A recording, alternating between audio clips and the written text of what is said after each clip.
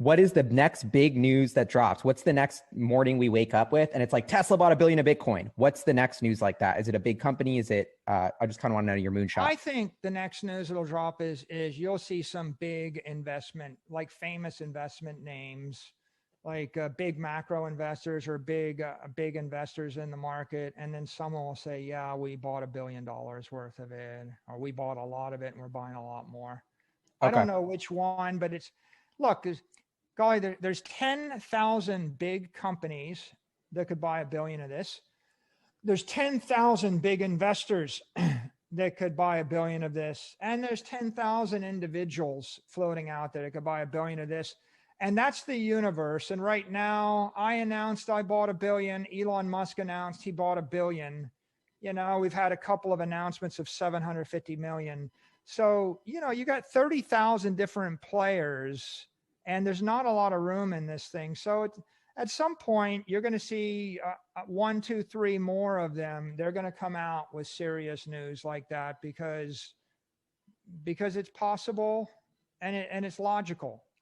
I think it's got to be Apple. That's what I want to happen is like last time we talked about the Apple buying as much as possible, becoming like the Fed of Bitcoin. I'm still like, Apple, stop building an electric car to try and compete with Tesla. Just literally buy 100 billion of Bitcoin as fast as you can, and you'll make $1 trillion in 5 years. And that'll add the $1 trillion to your market cap instead of fiddling around with competing head on with Elon Musk. Like if I actually, you know what I mean? Like, and it's almost going to be fiduciarily like irresponsible for them not to have done it when they just hold their fiat. But anyway, that's like kind of, I just keep feeling like, you know, it's a self-fulfilling prophecy once you do it. And that's why Elon said in retrospect, it was inevitable. It's like, it's a self-fulfilling prophecy. Bitcoin's up 30%, never going like, you know, since just because of Tesla. So it is sitting right there. Apple could raise $100 billion in debt at 1 or 2% interest.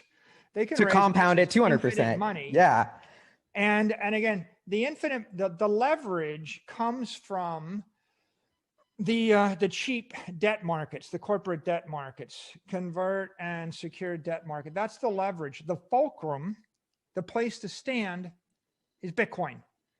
And so we're waiting to see which company is going to be the Archimedes, and they're going to use that leverage against that fulcrum to move the world. You know, yeah, it could be. I think the real issue right now, or at least a subtle issue, is the accounting treatment. If you buy the underlying Bitcoin as an intangible asset, and I think conservative CFOs, they're kind of it creates a little bit of pause for them to buy billions and billions of dollars of an intangible asset, because they'll have to do non-GAAP accounting on a balance sheet item and explain it to their shareholders. And so if they don't do that, then they have to go and they have to buy it as a fund, and then they have to get comfortable that if they held it in a fund model that they would get GAAP accounting. And so I really think right now, working through the way they communicate it to their shareholder base and the way they account for it is what causes people to pause before they aggressively pursue this strategy. Yeah. And to me, it felt like the Tesla moment was interesting in so many ways of like, they're not a fintech company. They don't have any banking things. They haven't talked about Bitcoin. And it is just like a small piece of their balance sheet. And they are one of the world's largest tech companies that seemingly didn't have a stake in this game, but now all of a sudden is playing it. So to me, that was interesting, because now I'm like, okay, that opens the door a lot quicker for Apple, for Amazon, for Google. And I'm waiting to know, and I'm kind of curious your take on who's that next big shoe to drop, because I have to bet all those companies, if they weren't, we're probably talking about it, but now they're really talking about it because Tesla did it. And they know the next time Amazon announces they're buying, it's at 100K or 75K of Bitcoin. So the FOMO, I really think, has got to start kicking in for this big tech. Yeah, I think the buy has been de-risked. Now we're still in year one, right? Like year one of institutional adoption of Bitcoin started. You can either say it started in April or it started on August 10th when MicroStrategy dropped the $250 million buy. So, you know, somewhere between April and August. And we're still early. But what you can see is Square put out their announcement yesterday or 2 days ago, and they said they added 1 million new users or 1 million new Bitcoin buyers in January. Okay. And so, they sold like 1.7 billion of Bitcoin in the fourth quarter. PayPal is paying attention. So now you want to play the game of Kingmaker. That's what Yeah, I think you're going to totally. say. And I feel like they're already noticing. And even beyond corporations, I wonder now I'm thinking about the central bank sort of theory, or are they just so slow and dinosaurs that they don't even get this? But I'm thinking about like these huge sort of entities that have mass amounts of capital, maybe like some of these sovereign wealth funds. What's your take on that side of the equation? These other bigger financial players getting involved? I think the hedge funds will move much more aggressively next. The hedge funds were participating. It's like we have a little bit of this and a little bit of gold. Okay, gold's up 9%, Bitcoin's up 450%. A little, we got more gold and Bitcoin. That doesn't really work anymore, right? I mean, you got to have your head examined if you're allocating the gold, right? Any rational person that can run a spreadsheet is like, what are you going to do? Well, last year gold didn't work. Let's sell some gold and buy some Bitcoin. So I think you see the existing hedge fund players double down or triple down. I think you see other fast money that had ignored this story get in the space.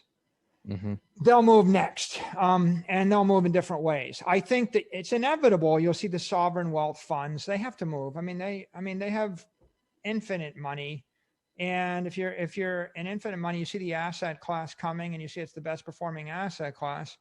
Your only issue is, are other people with money doing this? If I can point to $100 billion entities that are doing this, then yeah, I kind of want it.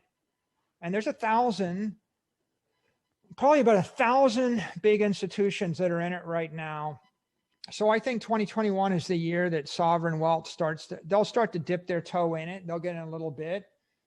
And I think some more of these hedge funds will move. I think you'll see, the number of publicly traded companies double. You had 2, then you had 4, then you had 8, then you had 16.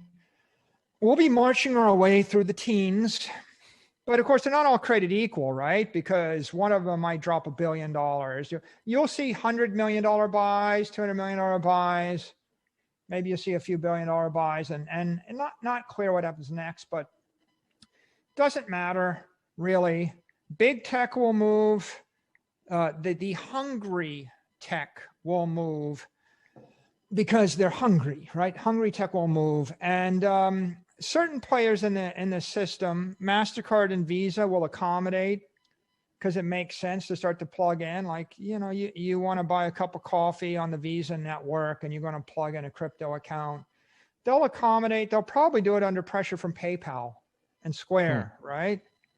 If for no other reason, then why wouldn't you? And I think you already see lots of big pools of silent money, like endowments, pension funds, family offices.